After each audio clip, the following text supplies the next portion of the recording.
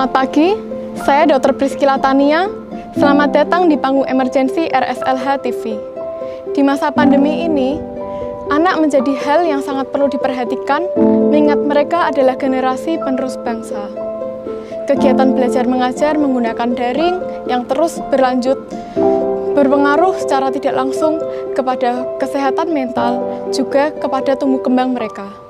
Pengawasan orang tua dan guru yang lemah, tingkat kebosanan yang tinggi, belum lagi aturan stay at home yang mungkin memang diperlukan untuk mencegah penularan, akan tetapi di satu sisi menyebabkan anak menjadi terbatas baik dari interaksi mereka maupun lingkungan gerak mereka.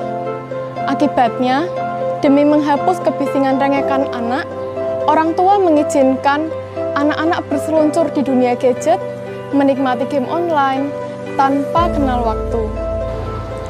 Juga, anak-anak yang hidup di dalam keluarga yang kurang mampu semakin terpuruk dalam pembelajaran mereka, karena mereka tidak memiliki biaya untuk membeli smartphone, membeli laptop, membeli pulsa, membeli kuota internet untuk pembelajaran mereka dan tugas-tugas online yang diberikan oleh guru.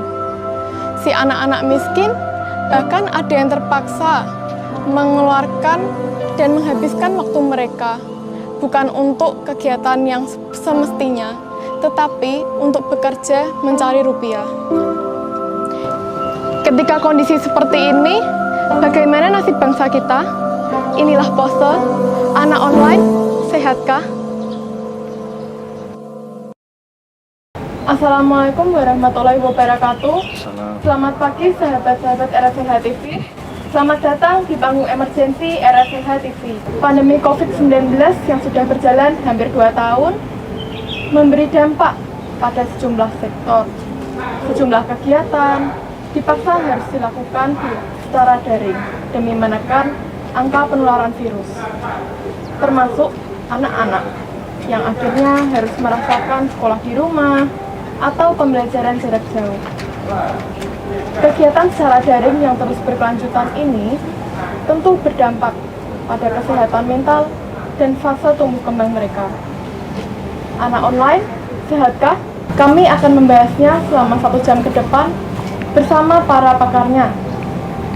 Ya, baik, telah hadir bersama kami saat ini Dr. Syarifah Rose selaku dokter spesialis kesehatan jiwa di RSUD Dr. Lukmono Hadi. Selamat pagi, dokter. Selamat pagi. Sehat-sehat ya, dok? Sehat, alhamdulillah. Alhamdulillah. Lalu untuk narasumber kedua kami, Dr. Abdul Hakam selaku dokter spesialis anak di RSUD Dr. Lukmono Hadi Kudus. Selamat pagi, dokter. Selamat pagi, dokter Tania. Baik-baik, sehat selalu. Ya, sama-sama, dokter Tania. Nah, pada segmen pertama ini saya akan berbincang-bincang terlebih dahulu dengan Dr. Rose. Tapi sebelumnya, marilah kita saksikan tayangan yang berikut ini.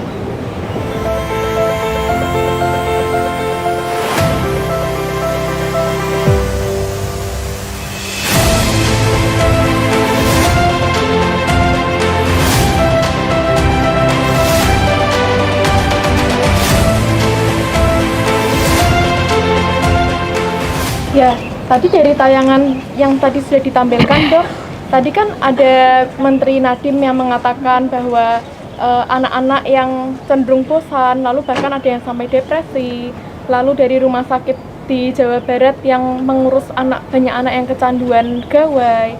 Nah, dan tadi ada berita-berita yang lain. Nah, menurut Dr. Roso itu bagaimana, dok, terkait dengan berita-berita tersebut?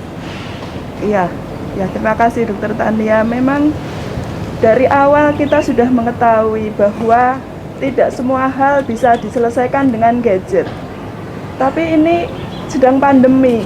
Jadi salah satu cara kita beradaptasi dalam proses pembelajaran adalah pembelajaran dengan online. Ya. Sehingga tadi apa-apa yang tidak dapat diselesaikan dengan gadget, gangguan emosi ya. Tadi ada yang depresi, mudah marah, sulit berkonsentrasi, sulit tidur, itu kan memang efek dari pembelajaran daring juga ya. Tapi Tidak semua seperti itu. Berarti kan kita harus membuat sebuah aturan. Bagaimana pembelajaran ini dilakukan, dari waktunya, dari metodenya, ya. Dan tadi perannya lingkungan dan orang tua. Bagaimana mereka mendampingi anak-anak yang sedang belajar online ini, ya, dengan pengawasan, dengan komunikasi.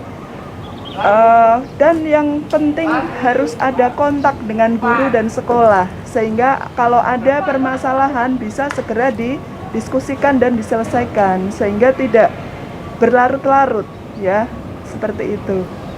Ya. Ya. Baik dokter, berarti tetap memang karena mau tidak mau ya dokter ya, di tengah kondisi pandemi ini sehingga ya terpaksa pembelajaran harus menggunakan daring ya dok ya, tapi Ya. tetap ada yang harus dilihat, harus diteliti lagi oleh orang tua ya dok ya, untuk harus mengatasi gejala-gejala yang tadi ya dok ya. Betul, tadi hubungan dengan orang tua, ada pengawasan, ya. Ya. Kemudian hubungan dengan sekolah, dan ini hampir 2 tahun, mungkin ahli-ahli kurikulum bisa menyusun kurikulum apa yang tepat dilakukan secara daring, sehingga anak-anak tidak semakin berat, ya. Ya. Ya, Nah, seperti itu. tadi dari paparan Dokter Rosa saya jadi penasaran nih dok. Kalau selama Dokter Rosa praktek ini sendiri, Dokter Rosa sering nggak dok menjumpai anak-anak yang mungkin mengalami gangguan kesehatan mental, apalagi di tengah kondisi pandemi yang seperti ini dok. Lalu kondisinya itu sampai yang seperti apa sih dok sebenarnya? Ya, banyak ya, di poliklinik jiwa banyak kedatangan anak-anak dengan masalah karena pembelajaran online. Ya, ada yang tidak mau keluar dari kamar, pegang HP terus, ya. Ada yang nggak bisa tidur, ya. Kemudian mudah marah, merasa kesepian, depresi, dan tadi gangguan emosi juga muncul karena itu. Ya. Ya baik dok, tadi kan sudah dijelaskan ya dok, berarti ya ada yang depresi, ada yang cemas, dan yang lainnya dok. Nah, lalu sebenarnya tanda dan gejala awalnya pada anak-anak yang mulai mengalami gangguan kesehatan mental itu bagaimana sih dok sebenarnya? Supaya maksudnya orang tua bisa melihat dulu dok, supaya tidak sampai depresi atau tidak sampai yang parah seperti itu dok. Ya mungkin deteksi dininya ya mungkin Iya. Dokter Tania ya. Kira-kira deteksi dininya bagi lingkungan terutama orang tua bagaimana mungkin? Saya nambahin nggak apa-apa Iya, Dokter? nggak apa-apa dok. Ya, jadi untuk anak sebetulnya sangat gampang menilai dia ini sehat atau sakit sih gitu ya. Lihat saja fungsinya. Ya, fungsinya dalam kehidupan dia sehari-hari, ya, dari biasanya rajin mandi, nggak mau mandi, makan bisa tidak mau atau makan terus, mudah marah, Iya. ya, tidak mengerjakan PR-nya. Nah, itu sebuah tanda sebetulnya sangat mudah. Jadi kalau sudah, wah ini anak saya, biasanya orang tua itu kan lebih peka terhadap anaknya. Ini anak saya kok sudah nggak seperti biasanya. Lah, ini sudah satu pertanda bahwa dia mengalami suatu gangguan. Sehingga memang penata laksanaan penanganan sudah dimulai dari situ. Tidak harus jadi komunikasi. Kamu mengalami apa nih? Kamu kesulitan? Ya, sudah mulai diajak. Jadi memang tadi hubungan komunikasi anak, orang tua, guru itu memang harus lebih intens karena perubahan cara pembelajaran ini. Oh baik dok. Iya. Berarti seperti anak yang misalnya awalnya nggak suka marah-marah, tiba-tiba jadi marah-marah, Iya. tiba-tiba jadi rewel. Lalu anak-anak yang mungkin awalnya kok bisa ke toilet sendiri, kok sekarang nggak mau ke toilet sendiri, minta ditemenin terus. Iya. Nah itu bisa menjadi salah satu tanda ya dok ya, ternyata Itu ya adalah dok salah ya. satu tanda. Iya, berarti Iya. nggak harus yang sampai sudah mengurung diri, tapi anak mulai ada perubahan sedikit-sedikit itu sebenarnya harus mulai diwaspadai ya dok. Iya, harus sudah Iya. diwaspadai. Iya. Lalu tadi untuk mengantisipasinya, tadi kan sudah dijelaskan ya dok ya sebenarnya, untuk tadi orang tua harus lebih aware, harus lebih paham dengan kondisinya anak. Nah, mungkin ada tipsnya sendiri dok untuk orang tua dan anak dok, mungkin untuk mengatasi gangguan kesehatan mental dok, baik dari untuk orang tuanya dan untuk anaknya sendiri. Ya, mungkin untuk anak-anak ya, kita tetap men-setting bahwa kehidupan tetap berjalan seperti biasa ya. Bedanya kalau dulu harus pergi ke sekolah, sekarang sekolahnya di rumah. Jadi ya dia harus tetap bangun pagi ya, mempersiapkan sekolahnya, sarapan, baru pada jam-jam pembelajaran duduk di gadgetnya ya, di gawainya. Lalu ketika istirahat, melakukan pekerjaan rumah, bersosialisasi dengan yang ada di dekat-dekatnya, itu tetap dilakukan.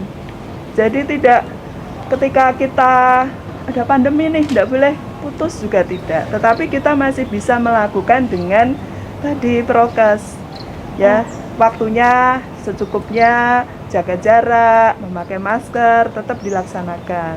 Ya. Oh ya, baik dok, berarti ini walaupun mungkin tidak bisa bertemu dengan teman, tapi mungkin bisa lewat video call atau lewat sosial media yang sekarang banyak berkembang seperti Zoom dan lain-lain ya dok ya, sebenarnya supaya masih bisa anak-anak bertemu dengan teman-teman ya. iya, masih supaya bisa. anak-anak tidak terlalu kesepian ya dok ya. Iya. Iya. Ya, dan mungkin kalau orang tuanya work from home, keadaan ini harus dijadikan pusat perhatian keluarga. Jadi mendampingi anak belajar itu perhatian yang lebih untuk keluarga. Jadi yang lain disingkirkan dulu, perhatian pada kebutuhan anak gitu ya. Baik dok, Ya. berarti memang anak-anak harus diperhatikan secara lebih ya dok ya, supaya apalagi untuk anak-anak yang mulai mengalami gangguan kesehatan mental itu bisa lebih terdeteksi lebih dini gitu ya dok ya. Iya. Ya baik, sebelum kita melanjutkan pembahasan, kita sudah sejenak. Mari saksikan tayangan yang berikut ini.